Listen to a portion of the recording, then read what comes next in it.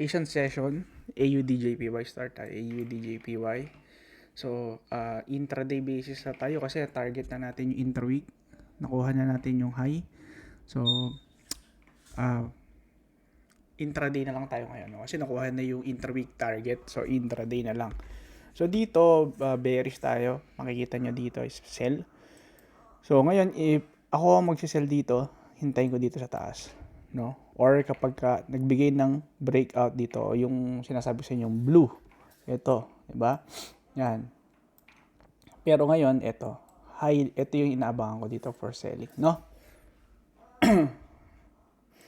NCDJPY. Um, NCDJPY. Actually, pwede na dito eh. Pero, pwede na dito. Kaso, lapit masyado sa low. Pero, kung ako mag-short nito dito talaga. Dito sa high na to. Actually, pwede mo na siyang pasukan ngayon ng short dito. Kaso baka kasi ma-retracean ka eh. No? Pero, yun. So, pwede ka na mag-short dito. Kasi ang in-expect mo naman target dito, hindi naman ito lang eh. Kasi hihintay mo rin matapos yung NCDJPY or Asian session eh. So, pwede mag-expand yan hanggang dito. No? Tapos lagi ka lang ng SL dito. Okay? So, ganun lang. Ganun lang siya kasimple. No? Baka umangat. Talaga, pagka umangat yan, wala kang magagawa. Hindi mo naman makokontrol. External yan eh. Diba? Alam mo namang pag umangat, magreklamo ka. Saka magre-reklamo, wala kang marereklamuhan dyan. AUD, NCD. Breakout na dito. Nagbigay na ng blue, ano? Nag-reclaim. So, hihintay ko siya dito. Ay, hindi siya pang shorting muna para sa akin.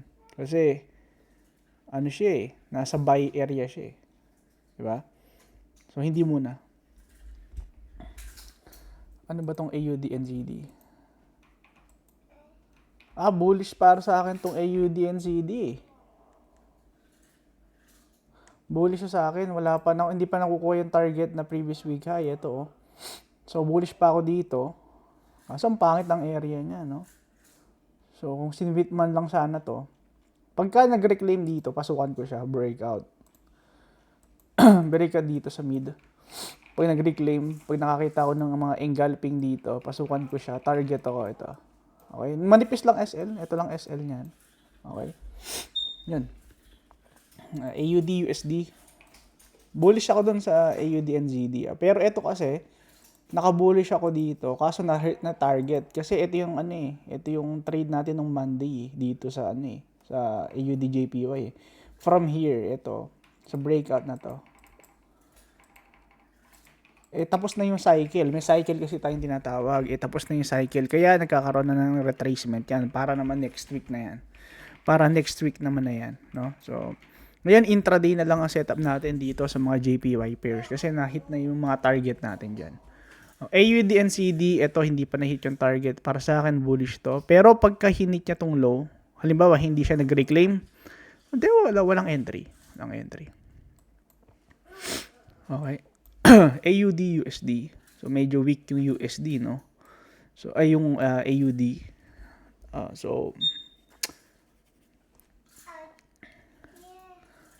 Ito is breakout.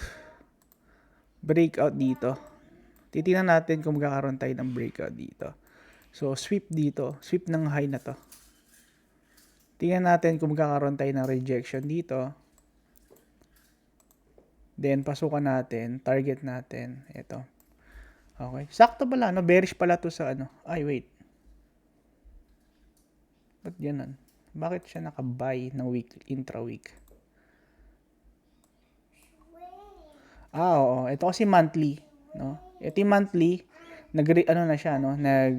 Nag-sell na sila sa monthly. Pero, syempre, hindi porket nag-sell sila sa monthly kasi nasa high ka ng monthly eh. So, usually, selling talaga yan. Pero hindi porket ganun, ang trend na niya pababa, hindi. Kasi posible na 2 week lang siya mag-dump tapos balik trend na siya sa susunod na week, no? Pero ngayon dahil naka-breakout to, pababa muna to. Pababa. Kukunin niya muna tong previous week low. So ito muna ang target natin, previous week. So, yun lang yung magiging target natin. So, breakout nito. Breakout dito, tapos dahil sweep lang nitong high, then dump na yan. Tapos target natin previous week low or lower. USD JPY. USD JPY medyo bullish pa rin siya sa daily. Ayan, makikita nyo bullish pa rin siya sa daily. Pagka binigyan tayo ng bullish pattern dito, papasukan natin. Pero kasi, posible kasi ang mangyari lang dyan, mag-hit siya dito, tapos mag-retrace na. Tapos, sa USD session tayo gumalaw. Kasi USD JPY yan eh. So, partly USD yung base pair niya. No? So, medyo contradicting pa to. Maganda sana kung nasaan. Wala kasi tayo sa extreme. Kapag wala kasi extreme, mahirap yan pasukan. No? Dito, posible kasi naka-breakout pattern na siya eh. So, posible kasi unahin niya yung low. Nakita niya tumututok na siya sa low. Pagkatutok niya dito sa low, pwede siya mag-retrace.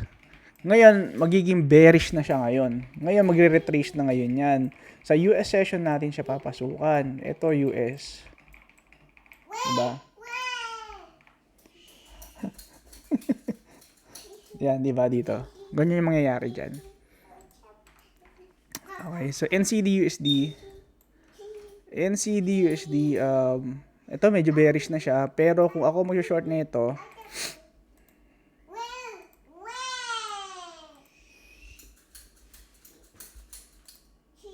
yan, kung ako mag-short na ito, yung take ng high na to.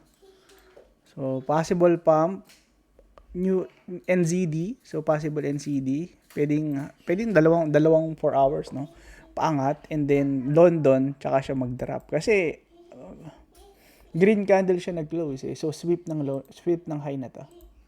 No? So, yan yung nakikita ko dyan. Okay? Euro JPY. Ganda sana kung napasukan nyo to kahapon, no? Yung short na to. Kasi tapos na yung cycle eh. Tapos na yung cycle ng Euro JPY. Eh. Ito, tapos na yung cycle ng Euro JPY, kaya tumutok na siya ng selling. No? Nagbenta na siya. May cycle kasi yan. Hindi porket malakas yung isang currency, eh habang buhay na siya angat. May cycle yan. Usually, ano lang yan. 3 araw na cycle lang. Tapos after nun, magsisell na sila. No? Kasi matatrap ka dyan. Dito ang ganda nito, breakout, 'di ba? Sabi ko sa inyo, breakout kapag blue na yung kasunod. Yan ang nangyari, breakout siya pababa, 'di ba? Kasi nasa high. Bakit hindi breakout pataas bullish? Hindi Galing ka sa high, 'di ba? Tapos breakout, tapos 12 hours siyang nag-chop dito. Ibig sabihin, may sellers na. Hindi na makaangat, wala na yung mga buyer mahina na wala nang balak bumili. Euro AUD, bullish pa rin tayo kay Euro AUD sa daily. Pero sa weekly, bearish pala ito, no? Euro AUD. Yun lang, no? Bearish pala siya sa... bearish pala siya sa no? Kaso bearish din siya sa monthly. Kaso bullish siya sa daily. So wala muna, invalid muna to. Invalid muna tayo dito kasi bullish pa eh. So kung ako magsesell, kasi ang intraweek natin is previous week low ang target. Kung ako magsesell, syempre, dapat daily, bearish din. Kaso, bullish tayo sa daily. So, abangan natin siya dito. Kung Euro AUD, posible umangat muna to ng Euro. Ng AUD session o ng Asia. And then, mamaya, ang sol natin sa London. Target natin previous week low. Kasi hindi pa nakukuha yung previous week eh. Kasi sa weekly, weekly bearish eh. Bearish tayo sa weekly. No? So, posibleng ganun muna yung mangyari. Okay. Again, bullish pa rin to So, ang target natin intraday is high. Pagka naman ang ginawa ng AUD is kunin to, retracement. 'Di ba? Walang hindi natin kailangan unahan 'yan kasi pag inunahan natin 'yan, wala tayong confirmation, no? Wait lang natin. So dalawa lang gagawin ng AUD diyan, ng AUD. So it's either iangat niya para makapag-sell sila sa taas or ibagsak nila para mapasukan natin mamaya sa London or New York na.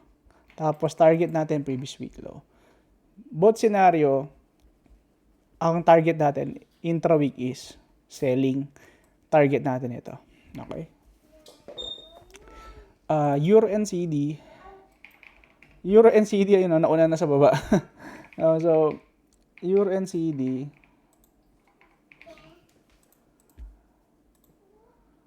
Euro NCD. Bearish tayo sa Euro NCD.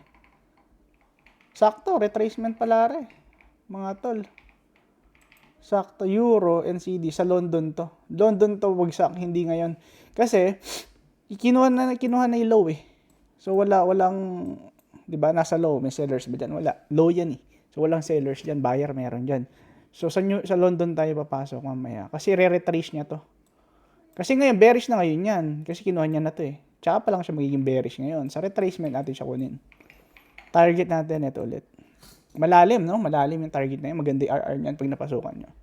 So, GBP, JPY.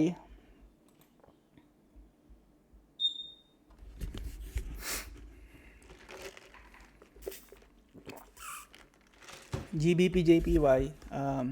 Nakuha natin itong target kahapon. Ay, nung isang araw. Tapos, sayang ito, hindi ko nakuha. Kasi, tawag dito, nag-expect pa ako kasi ng isa pa dito. Sa high sana ako mag-short eh. Kaso, nauna na. No? Kasi yung AUD natin nyo, sa high niya kinuha, pero itong GBP, 75% lang niya kinuha. So dito, posibleng gawin yan kasi malapit siya sa low, is dito, tapos mag-retrace. Kung di man, mag-extend siya pababa, tapos mag-chop, kinabukasan na natin siya mapapasukan. Pero ngayon, kasi nasa baba na siya. So, wala nang point yan para umangat or mag-retrace. Kukunin niya na ilalim na to. So, pag kinuha niya na ilalim na to, pwede mo naman tong ilong. Kaso, mag-ingat ka lang kasi pwede kasi siyang mag-extend pababa. Tsaka bukas siya mag-chop dito lang. Oh. Magiging ganito yung magiging range dyan. Tapos, sa high siya kukuha.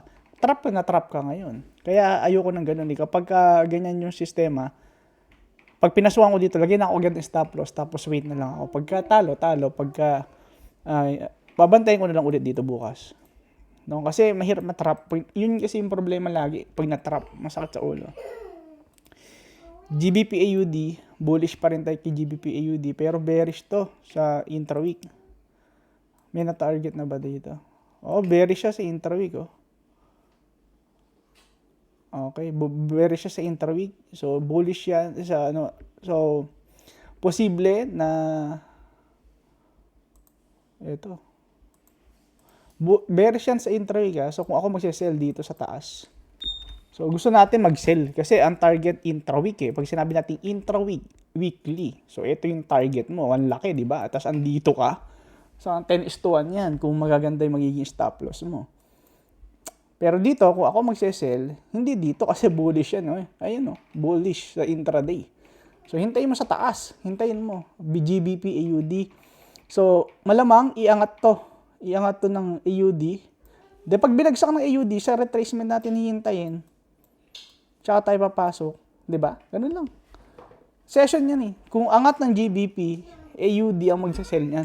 Pag naman binagsak ng GBP, sa re-retrace lang yan, kukunin ng ano yan, ng London yan. Ganun lang siya kasimple, no? Hindi ka maiwan dyan. GBP NCD, ito nakuha na yun, hindi pa. Bullish pa rin to. Wait lang, GBP NCD. Bullish pa rin to, Brad. Bullish pa rin to. Hindi pa nakukuha yung high. So, ang target natin dito is ito. Target natin yan. Okay? So, ako, pwede ko na pasukan to. Pwede ko na pasukan to. Target to. GBP, NCD. Pwede na. Pwede na to. Target mo previous week high. Intra-week. Malakas ba yung GBP? Ay, neutral, no? Yung NCD, ayun, weak. Tama. Long nga. Tama. Long. Weak kasi NCD. Oh. So, angat yan. Okay? AUD CAD is sell sa intraday pero buy. Wait. AUD CAD. Nangyari dito. Oh, gets. Sa AUD CAD, red pa rin siya, so wala pa rin buy dyan. Kasi, posible kasi, mag-close yan dito sa loob. Okay? Tapos, next week siya aarangkada. Bantayan na lang natin. Pero, hindi mo muna siya papasukan kasi nga, bullish eh. Ito ang target eh. Hanggat ito yung target, at pwede kapag dito. Sa low siya kumuha. AUD. O, pasok ka ngayon kapag binigyan ka na ng bullish pattern. Lagi ka ng tight stop loss. Laging tight stop loss lang. Hindi ako nagpo-promote ng hold mo yun. Tight stop loss. Lagi lang gagarino yung stop loss. Tanggapin mo pag talo. Huwag ka mag-hold ng losing trades. NCD CAD. Yun, bullish din tong NCD CAD. Ano sabi dito? Kaso na-hit na yung target pala eh. So, magcha-chop na to. Tapos, bearish din sa monthly eh. Bearish din sa monthly, no? So, kung babasyan lang natin yung previous week. Kaso nakuha na, no? So, posible nang may chop to. So, intraday na lang to kasi nakuha na yung target eh. Ito, nakita nyo, ito yung dapat na intra-week na setup mo dito eh. Ito yung una, yung long, then ito yung short. Kasi nasa high ka na, 'di ba? Lagi ko yan intraday intra-week combination kasi yung dalawa na yan. So ngayon, bearish to, kaso nag-dump na oh. Nag-dump na. Ngayon, ang gagawin ko dito kung ako yung magte-trade, NCD, CAD, hintayin ko mag-close to, then next 4 hours, wait for retracement na lang. Or hihanap ka na lang dito ng breakout kasi magbo-blue yan. Hanap ka na lang dito ng breakout. Yes, anak. Wait lang. Tatapos na ako. Dalawa na lang, anak ko. Ay, isa na lang. Sorry. Yes. Oh, last na. KJPY. KJPY. Bullish pa rin to, Brad, sa intraday. Pero sa intra-week, nasa high ka na. So, pang-selling na talaga. Pero kung ako ang sellers kasi dapat dito ko sa high. Anak, baba ka muna. Babe. Last na pair na. Dito high, no? So, sayang kasi hindi mo siya nakuha. Pero dito, ayan oh, breakout blue, 'di ba? Lagi kong tinuturo 'yan, blue. Oh. Marami pa nagtatanong about sa indicators ko. Personal to, hindi ko po ito maibibigay sa inyo, no? So, ayan. Ganda, no? Laki ng binagsak. So, ngayon, ano yung entry ko dito? So, dalawa lang yung pwede mangyari dito dahil nga selling tayo. Hintayin ko siyang kunin tong low and then yung retracement. Mamaya sa US session, tsaka natin siya i-short, no? Yun lang muna. So, yun yung Asian session today. Then, update natin siya kung ano mangyayari bukas, no? Yun lang. Salamat.